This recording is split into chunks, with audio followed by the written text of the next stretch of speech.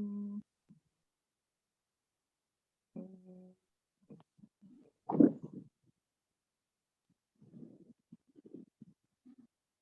boom. And we are live. I want to thank everyone for tuning in to a very special edition of Off the Record on the People's Podcast this evening. We have an incredible guest with us today, one who's going to give us some amazing information as well as inspiration, and that is none other than our brother Daryl out of Kaleen, Texas. Assalamu alaikum, sir. Wa alaikum salam. Yes, sir, and he's live from the 100-acre farm. Is that correct? Yes, sir. Yes, sir. 10,000 fearless, 100 acres farm, sir. Beautiful. All praises to Allah. And my sister Miriam sends her greetings, and we look forward to hearing more about that farming, as well as your martial arts, the kung fu, all of the good stuff. But before we get started, we want to ask you, the first question that we want to know is, when did you first hear the teachings of the Most Honorable Elijah Muhammad? I was raised in Chester, Pennsylvania, right outside of Philadelphia. And I attended Chester High School. In the 9th grade after leaving California. My substitute teacher was my study hall substitute teacher by the name of Born Allah, was a 5%er. And he caught me sleeping. I was sleeping at my desk instead of doing work. And he walked up and he said, excuse me, black man. And during that time, this is the early 80s, about 84. And I was like, I'm not black. I'm not black. You know, it wasn't a thing to be called black. And he said, yes, you are. You're a black man. And I was like, man, I don't know what you're talking about, you know? And so he told me that the black man was the original man, the Asiatic black man. And he had put the student enrollment in front of me and told me to memorize it and come back tomorrow. And I looked at that one page, 1 to 10, and I said, I'm not gonna be able to memorize this, you know? And no way can this be memorized. It's too much stuff on one sheet. Super long story short, by that summertime, I had it memorized. He had gave me the next set of lessons. And then he told me to go and speak to a brother over town who was a Muslim selling the final call. So I told him that Born Allah sent me over here to get a final call and, you know, to see what it's all about. So I read that. I finished studying my lessons from Born Allah, who was a 5%er. I left from there. I went to Fort Polk, Louisiana, and there was a minister there who I started coming to the mosque to hear his understanding of what we had, which was 120 degrees. And he started talking about the black man, how we needed to do for self. And then we rode with him up to Alexandria, Louisiana at the mall. And I remember him telling me about, we were getting a cup of lemonade. And I saw him get a cup of lemonade, but he had specifically said without ice. You know, I just thought that was different. You know, it was just something different, unlike a track. And he was definitely unlike who we used to being around. And so that's when I first heard the teachings, after I got to Louisiana, sir. Beautiful. All praise due to Allah. My uncle, Minister Jamil, sends the greetings. My sister Miriam sends the greetings. And thanks to everybody who continues to like, share, subscribe to the People's Podcast. And on YouTube, let us know what city you're in. You know, in the comments, so we can make sure we show you love as well. Okay, yes, sir. Now, brother Daryl, when you accepted the teachings, how did your family and friends feel about that? Wow. Okay. So prior to me accepting the teachings in the Nation of Islam, I was a 5%er, and I had joined the military in '88 after I left school. So that sent me to Louisiana to start teaching there. I left from there and went to Korea and started teaching there. I left from there and came to Texas and started teaching in Texas. And when I got to Texas, I got out the military in '96, '97, and I moved and relocated to Dallas, Texas. And if any of you know about Dallas, Texas, you know the super mosque that's there, right? Nothing against Atlanta, nothing against Atlanta. but that mosque turned out soldiers, man. And as a 5%er, I told the brothers, and I like to send the greetings to Brother Wesley, known as True Islam before then, but Dr. Wesley now. But at that time, I said, man, we have the lessons, but those brothers and sisters are making those lessons walk and talk. They making it breathe. It's coming into fruition. They got supermarkets and apartment complexes, and you know, they're building things, brother. So I said at that time, I'm heading into the mosque. And that was in the early 2000s, the early 2000s. I had went to the mosque. At that time, it was Minister Jeffrey, and he was on fire. And I met another soldier who I soldiered with up in the ranks, Brother Hakeem, who's the captain, I believe, now at the mosque.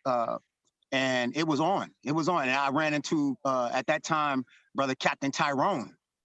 Turned out soldiers, man. Yes, sir. Yes, sir. Yes, sir. Yes, sir. Just a lot of different brothers. Brother Kenneth. Just a lot of different brothers and sisters. I met Sister Constance at that time, and just seeing her from a distance and the things how she utilized her refinement of the lessons. So I came in through Dallas, sir.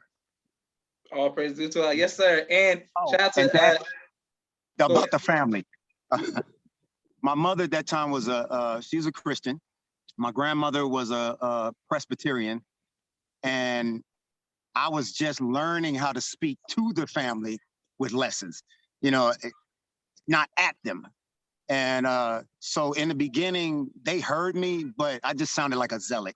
It was rough style wisdom. It wasn't as smooth as as I seen the other brothers and sisters with it. So at that time, they didn't take it well. They thought I need to come to church more. And so that was at that time. It changed later, but in the beginning, that's what it was. Okay, beautiful. All praise due to Allah. My sister Naima says, Assalamu alaikum. Thank everybody who's watching. Yes, sir. And speaking of Dallas, Texas, shout out to Captain Tyrone, who I've had the honor of interviewing, as well as the new minister there, Minister Shaheed. Yes, sir. Yes, sir. So shout out to Dallas, Texas for sure. Yes, the only thing I really can feel sorry for you brothers there if you're a Cowboys fan, because y'all ain't won about like 25 years, you know what I'm saying? But it's all I'm an Eagles fan. I'm an Eagles fan, though, sir. Don't put the Cowboys on me now. Okay, yes, sir. Yes, sir. Okay, my next question is, what was it about? When did you go from seeing the Most High Min Farrakhan from someone who was like an activist or a political leader to someone who was in fact divinely guided? Let me find you here. Okay, so actually, sir, your father. Sorry, it fell off the phone. Okay, actually, your father. I had studied martial arts from when I was in high school. Okay. And I taught it in the military.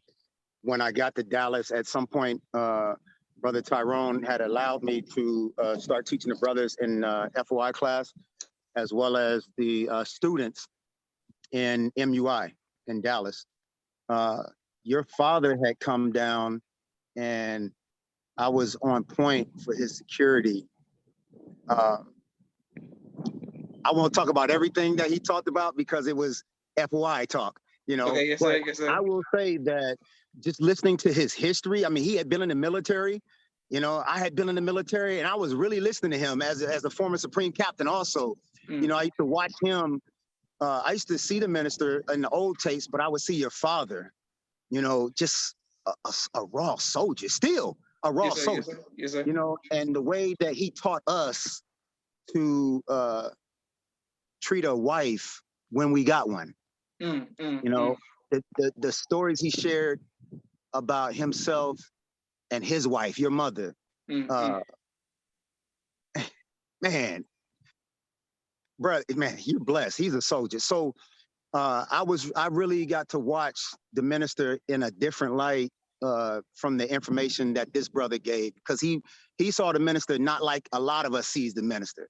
A lot, when I first saw the minister in person, I was starstruck. But after listening to your father and seeing how he took the mission and took the instructions, and he took not just from an American soldier side, now he was a soldier of God, of Allah, and so I got to look at the minister in a different light, a better light. Beautiful. All praise to Allah. Yes, sir. Okay, well, since in your life journey, what have you ever faced fear? And if so, how have you overcome that fear? Yes, sir. The first fear was pushing the final call. That was the first fear. No, real talk. That's a lot of soldiers will tell you that was my first fear, because you had to deal with the people and the no's, and how we overcame that was through our training. We had some good training. Sometimes in our class, we dealt with how to deliver the paper to our people, not just push it to them. And through the practice of getting out and dealing with our people, it became less of a fear because we started to understand the people and how to actually interact with them. And we started gaining friendships in all walks of life, going out to the apartment complexes and the streets. I got to give credit, the times that we went down to Dallas, to the region, to Houston, to the regional mosque. Yes, sir. And Yes, we sir. got to deal with a different group of people. And the regional captain, oh my gosh. You know our regional captain. Yes, sir. And Yes, sir. just Yes, sir. to Yes, see sir. men, real men, and how they dealt with the people, that it took away the fear over time. It took away the fear.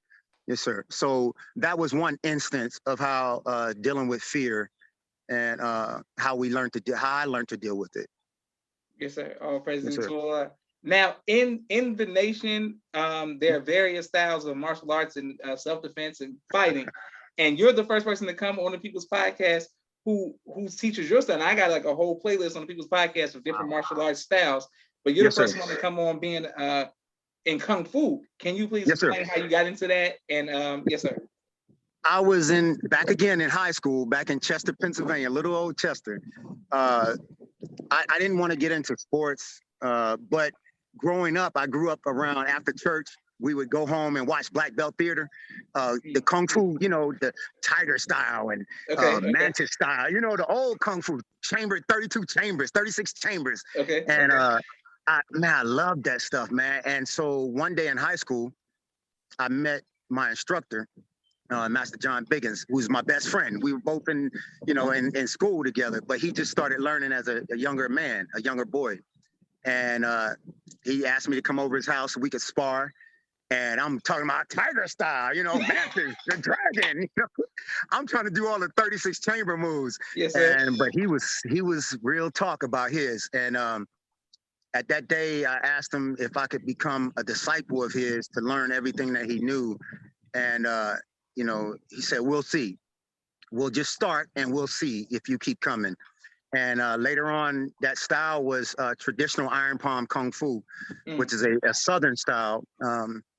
We would walk around the city and meet other kung fu artists. They were all Muslims. They were a lot of Sunni Muslims, but they all studied martial arts. So we would spar against somebody that knew Tiger style, or somebody knew 7-Star Praying Mantis. There was a brother in high school.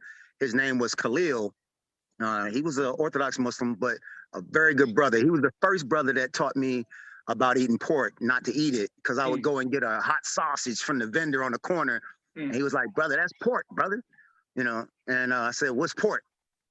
He explained it, and I went home. My grandmother cooked the pork chop, and I was like, "No, I'm not eating no more pork." But the more I went back to Kung Fu class, the brother would teach me about the proper eating, the different, we learned butterfly hand, willow leaf palm, cloud hand, Shaolin combat, traditional dragon. And that stuck with me a long time. Like I said, I taught it in the military, in the Ranger Battalion. We would teach for urban use when we would go out, down in the first, when they had us going to go get Noriega at that time. I think it was a Bush that was in office. So they had us training the battalion then. But I really felt the use for it when I had joined the Nation of Islam, and we would use it in class. I was honored from Brother Tyrone had spoke with the E-team up in Chicago, and I was able to pull security on the minister's door, and with his son Mustafa, Supreme Captain, and a lot of the brothers. And one instance, if I may share, absolutely. One instance, I was on the security on the door. There was an ice machine right next door. And the minister, they had asked for this lady to come and bring a cart with something on it. She was a Mexican sister. And oh, my face, brother. You know how when we are on post, how sometimes when you drilling, how you look, right? Yes, sir. Yes, sir. Yes, sir. So, yes, sir. So the sister came up, and one of the brothers off the E-team had saw the way I was looking at the sister. And after they allowed her to do what she was doing, she went away. And the brother said, "Brother, you understand, this is the first time I heard it. You understand we catch more flies with honey. So if that was an enemy of the ministers, just the way that you approach them and the way that you deal with them and look at them may deter them from doing anything to the minister that they may have been sent to do. But man, that stuck with me. It stuck with me because it was a life lesson. And then they had came out and another thing they did, another trial. They had asked me to get the minister some ice from the same ice machine. So I took the bucket, got the ice, took it back to the door. I said, "Brother, did you check the ice?" Check the ice? No, sir. Maybe someone put something in the ice maker and you just giving it. Oh, man, I felt bad. Bro, I felt bad. But I never forgot that. It was a lesson, and there were a lot of different times. I remember we were doing Flowers While You Live, and we were out in the tent on the Mosque Mariam grounds, and the minister had come up and he was calling different people up. And it was just the feeling of being that close to the minister on post. And I'm just trying to stay focused, I'm trying to stay focused. But just the fact of being that close to the minister and feeling his energy and his power, that's a man, a man that has become a God in our presence, and just feeling that energy. Oh man, praise be to Allah. So that just took me on another journey with the martial arts to train harder, and that's where me getting into Kung Fu came into play back in high school, sir. Beautiful. All praises due to Allah. And thank you for your transparency and honesty, and everybody who's showing you love. Can't wait to put this on YouTube. Where can people reach out to you now, like online, if they want to learn martial arts? Well, I'm outside. I'm 45 minutes outside of Austin, Texas. Right now, I currently teach. It's called the Monarch Academy. It's an academy, a school that's created by a Black brother and a Black sister. And I teach martial arts there for their recreation, for their PE. Other than that, I work out at the farm. I work out at home. But you can reach me on Facebook. If you're near, I'd be happy to come out and give some classes. But that's what I do now. That's what I do. Oh, praise be to Allah. Yes, sir. We have just 3 more questions for you, but we have a quick 60-second commercial break for all of the sponsors of the People's Podcast. I want to thank everyone who continues to show love. The anonymous cash apps, anonymous donations, people who businesses sponsors, we thank you. We're eternally grateful for every like, share, and subscriber. If you would like to be a donor, please cash app the People's Podcast. My brother Rashad, Street Premier Media Production. He has a 4K camera and a drone. He does television and film editing. Please reach out to Street Premier. My sister Miriam, ABC I Love Me children's book and coloring book, both of which are available on Amazon. Please get both of those books. My sister Naima, Stay On Point Dance Academy, LLC. She teaches ballet virtually to young girls all across the country and right here in the studio in Atlanta, Georgia. We love our tiny dancers. Raw Communications, if you're working on a book and you need copy editing, project management, content development, or media relations, please reach out to Raw Communications. Also, Fashion Gods, urban streetwear for young men and boys, 314-329-6009. Student Minister Robert L. Muhammad out of Austin, Texas, conflict mediation, squashing the beef throughout the Southwest region. He does a phenomenal job. His wife, Sister Fudia Muhammad, Children of the Most High, giving birth to a God in the science of child rearing. Sister Sherry Muhammad, AsiaticMinds.com. She teaches STEM virtually young kings and queens all across the country, AsiaticMinds.com. Brother Kenneth, Bowtie Maker Extraordinaire, he'll ship bow ties to you anywhere in the country. Dr. Henry M. Carter, King Henry's Turkey Legs, right here in Atlanta, Georgia. Brother Rashad Muhammad, COVID-19 Disinfectant Cleaning Services out of Chicago. My father's book, Soldier in the Movement of Christ, AbdulSharif.com. And last but not least, my 2 books, Cleopatra, which is a children's book, and No Father, No Excuse, both of which are available on Amazon. Right back to our brother Daryl Muhammad. Now, Brother Daryl, we spoke about your martial arts and your amazing life journey. Can we talk about the background where you are right now? The 100-acre farm, 10,000 Fearless. Can you let us know what that is and what that's all about? Yes, sir. So the minister had gave us instructions at one time to create the groups that we have. I know a couple cities have them already. The group that I joined on with is the 10,000 Fearless here in Austin, Texas. It's run by Sister Christina Muhammad and her husband, Brother Reginald Muhammad. And then we have people who join on. This sister and the believers here, the 10,000 Fearless, had sought out and found and obtained 100 acres of farmland. But it's beautiful, brother. I mean, we have our own well water. We're growing fruit trees, vegetables. Just man, the sister wants to put homes out here. We want to put a golf course out here. We're sited by 2 rivers. And later on, inshallah, you know, you can have the sister on and she can go deeper into it. Yes, sir. Yes, sir. Because there's also, we were talking about the minerals that are on the land. We believe there's oil here. So it's a beautiful thing. And when we talk about doing for self, we're just trying to follow the instructions that the minister put out. And we're following those instructions the best way we know how. So we come out every Sunday, though sometimes the brothers are always out here because the animals still need to eat. We have 3 dairy cows, 2 of them bulls. We're going to purchase 2 more dairy cattle, 2 horses, 1 Shetland pony, a goat. We have 40 chickens. So we're building. We're building. It's taking time, but we're getting there. Beautiful, excellent, yes, sir. And where can people support the farm? Praise be to Allah. So the 10,000 Fearless of Austin, they have a PayPal account. If you search 10,000 Fearless, it'll come up. You can also go to the Facebook site, and I believe the information is on there also as well. Excellent, Yes, sir. sir. Yes, sir. Last 2 questions. What's your favorite album of all time, sir? I was waiting on you to get there, brother. I was waiting on you to get. Yo, I have a lot of them. I love the Wu-Tang Clan, Okay. but out of the Wu-Tang, I specifically love the RZA, man. He's just so razor sharp. Okay. Poor Righteous Teachers.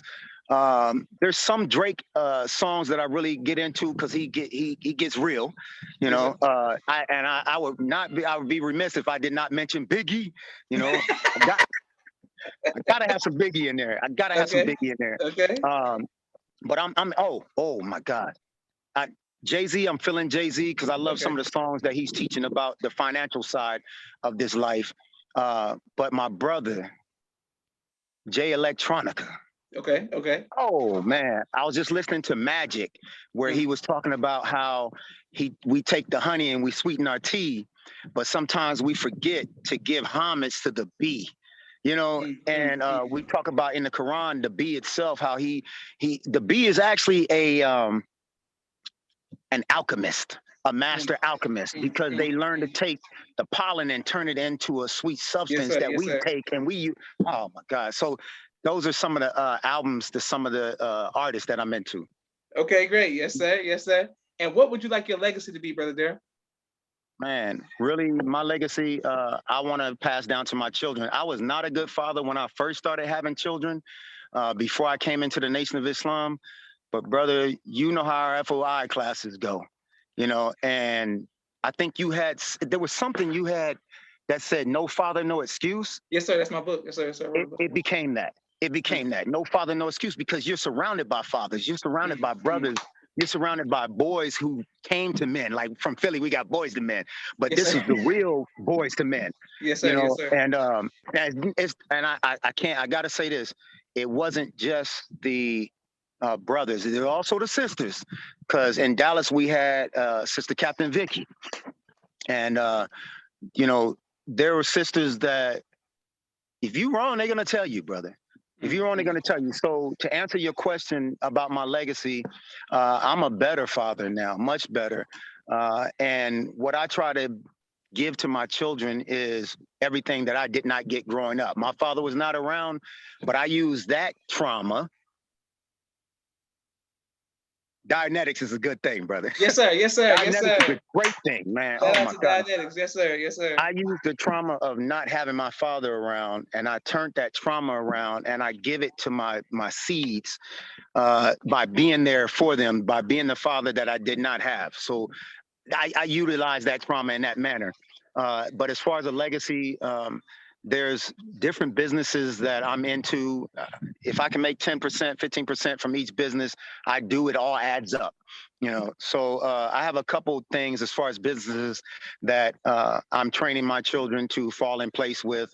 But I also bring them out to the farm to be around the believers so that they can not feel like I did when I went to church and we were forced to go, but I take them to that, but I take them and show them the other things that are normal things that they see 85ers do or everybody in the community, but this is how the believers do it. Yes, sir. We Yes, came out sir. here today, we made prayer, we had barbecue, we had music, we had fun, and that's getting them in love with our culture.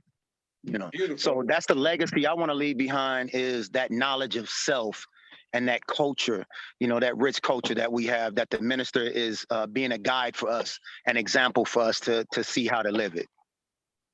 Excellent. All praise due to Allah. Yes, Well, thank you very much again for taking time out of your busy schedule, Brother Daryl. We'll set that up with your sister as soon as we get offline.